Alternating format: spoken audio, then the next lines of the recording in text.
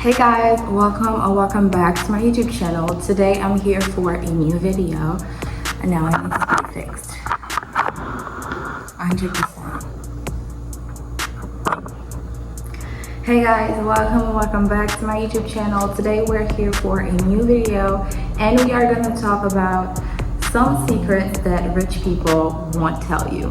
Why? Because if everybody knew these secrets, everybody would have been rich, and rich people don't want you to be rich. They want you to consume. They don't want you to produce because the market is gonna be really oversaturated and they don't want that, so they won't share their secret for you.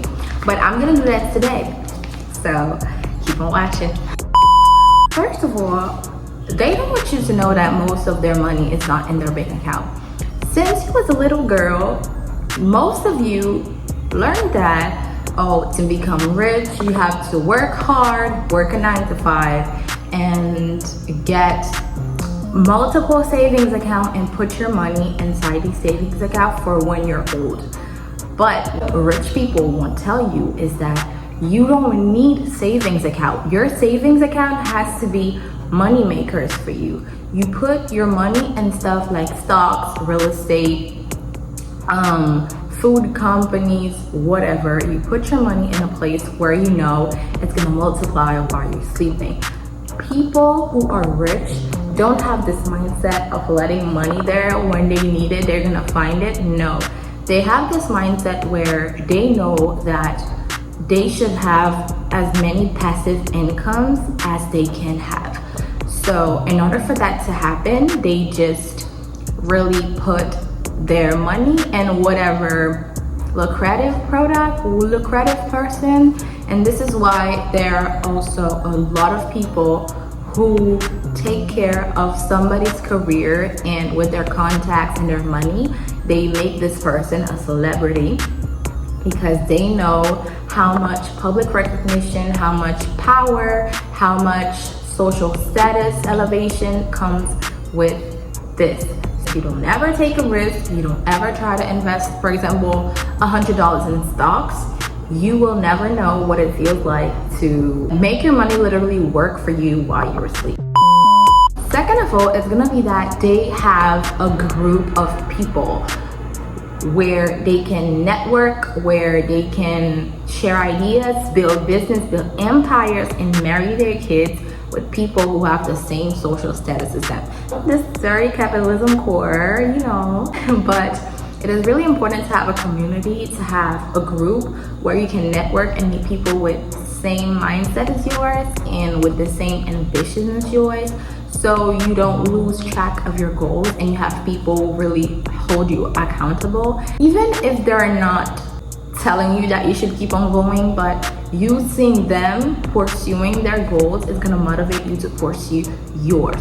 So this is a good thing, like to invest in golf, tennis, you know, where you're gonna meet people who are the social status that you wanna arrive to, or the same social status as yours. You're already wealthy. I can tell you how much my dad's tennis friends were wealthy.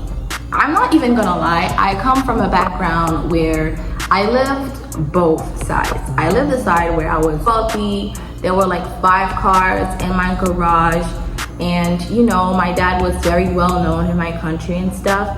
But at the same time, I felt what it meant to be like middle class, like real working middle class.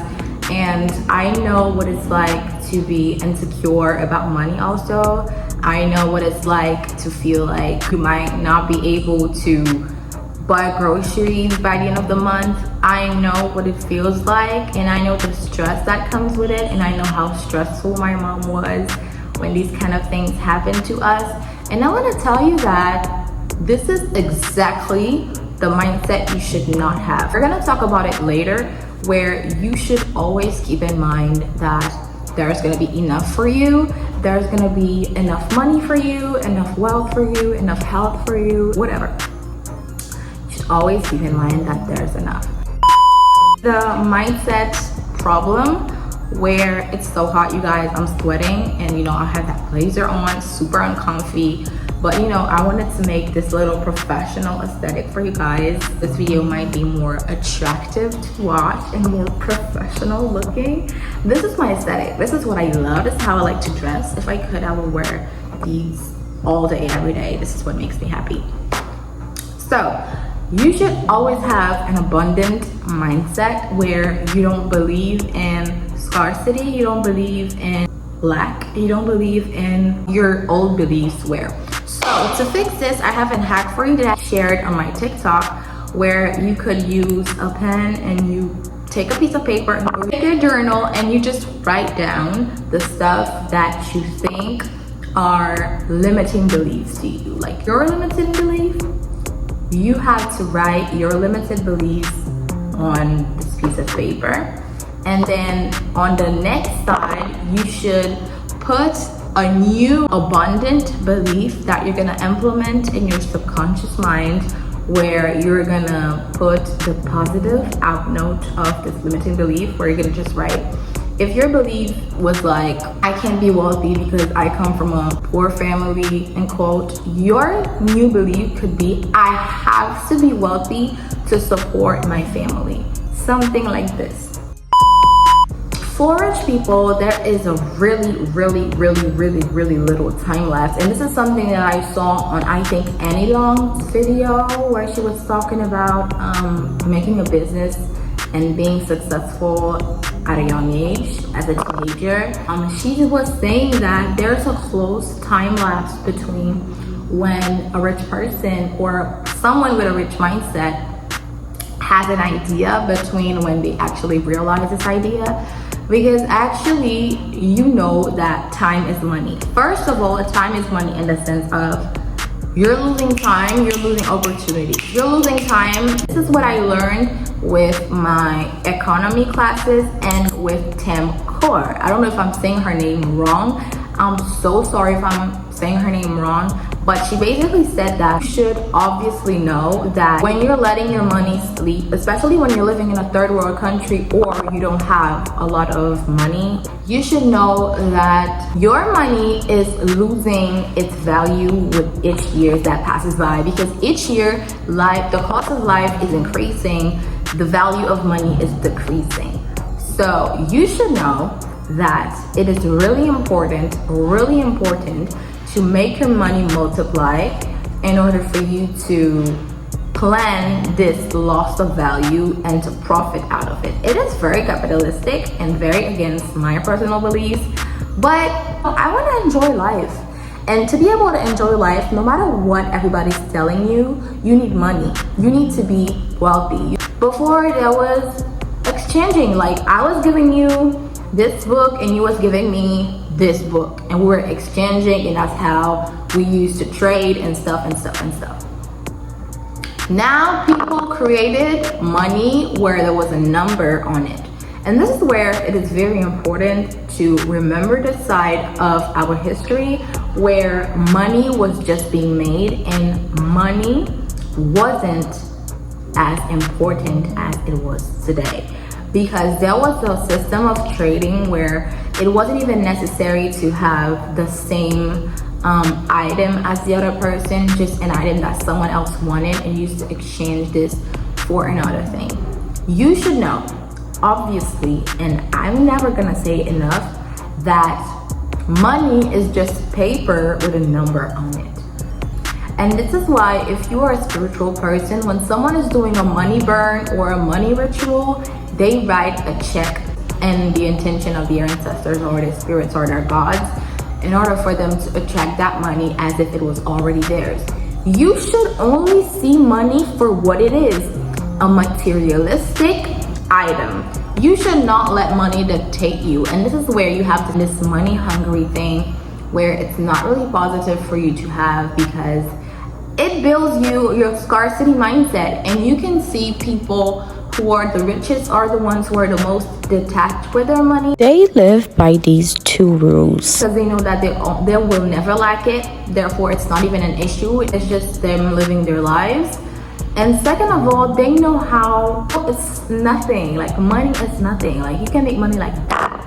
You can become rich like that. And you can lose everything like that.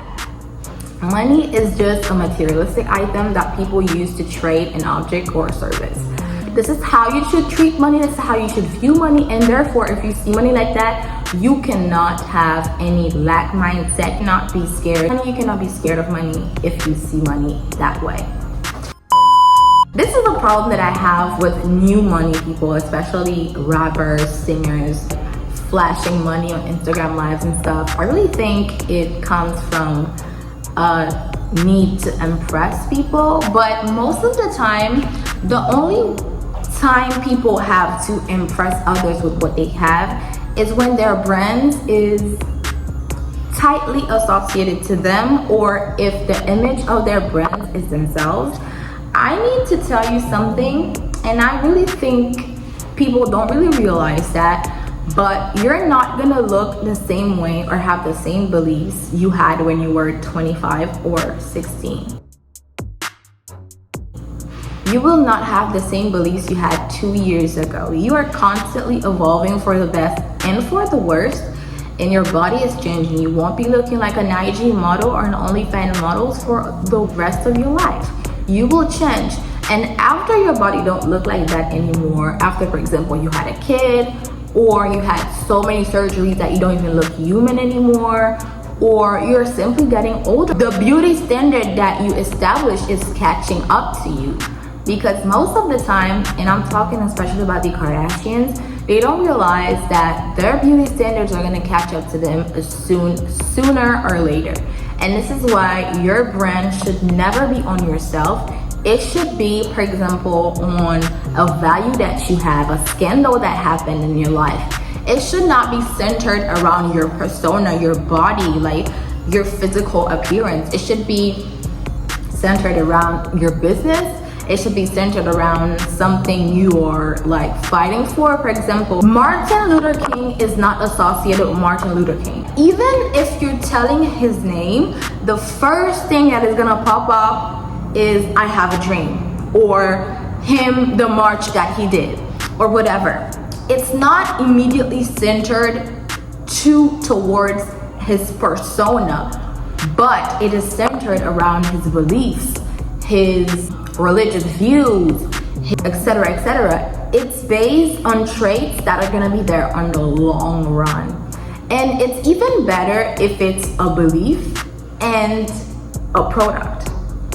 I'm not gonna get into the details of marketing and economy and finances, but my advice for you, and something that I learned, is you don't need to be known to be rich. And this is the best thing. Also, I wouldn't advise you, if you're not a public personality, to make merch or to just make a product that has your name on it. You know what I'm talking about? And I think, honestly, and I think some people might share my opinion, people who are the most successful, entrepreneurs who are the most successful, are the one who doesn't put their name as their business name, who are creative with a message and are creative with what they're doing, etc., etc. Let's take an example. Do you know who is the founder of Nike? Some of you don't, right? But you know that Nike's slogan, Nike's stuff, I don't know what to call it in English, it's just do it. Everybody knows that Nike's message is just do it. And there is a vision, there is a plan, there is projects, there's products, there's a whole branding that comes around it. And this is why you should not make this based around your personality, because maybe the founder of Nike will die someday and Nike will still be there long time after his death. Bless his soul. God bless his soul. Amen. I don't wish any ill on that person. I don't. Okay? I'm just saying that he built a legacy where his persona wasn't involved, but his beliefs were, and some people might share his belief and just take the business and keep up with the legacy and make it an empire. You know what I mean? So be careful not to put, like, my YouTube channel it's most likely based on what I'm learning on my journey, on me evolving as a human being and sharing with you guys what I've been learning, you might see in a few years that I'm contradicting everything that I'm saying in this video simply because I evolved as a human being, and this is completely okay. And that is why reality TV shows are so successful, despite the fact that we're always criticizing them, because this is fascinating to see someone evolving as a human being, even if their name and themselves, like their bodies and their physical appearances, are their personal brands. Other than that, I don't suggest you to make merch. Sell another product. Anyways, you should try to build generational money, generational wealth for your family, and for build a legacy, an empire. Do you know what I mean? Like, make something that is gonna subsist after your death. And about the people who don't try to impress others with their looks, I really think we should take the example of old and new money aesthetic. The person with the new money is starting to try to be like Drake's song, started from the bottom, now we're here. You should not be the one telling people where you started from. It should be something that you need to say only when you're pitching your product, and second of all, when people are gonna talk about your success. What I just mentioned can include building a strong community with a message, having relatable and loyal clients, and convincing the potential client that your brand is the one they need. So let your success speak for you and stop trying to impress people with your money and what you have. I made this mug. This mug is really nice. I like wearing this mug. I like this mug a lot. You know why? Because it took me like 24 hours to make, and it's made of this material, and it keeps beverages hot for 25 minutes longer than the other brands, the other mugs. I compared it, I made studies. It took me so much time. I broke a lot of mugs, and this is where you should only be telling your story time.